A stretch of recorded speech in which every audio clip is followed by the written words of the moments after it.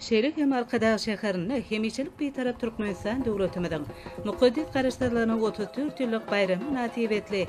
Ähli bolan döwrebap kottej jaýlarynyň açarlarynyň gowşulmuş dabaraty boldy.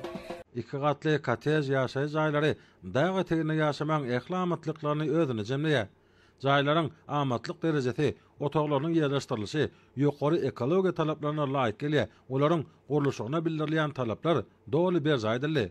Ýaşaý jaýlary öz başdak ýylady we sowudus ulgam bilen öpjendirli. Olaryň otoglary härki zaman durmuş üçünçilik ulgamlary hemem härki zamanyň zerur serişdeleri arkaly enzamlaşdyrly.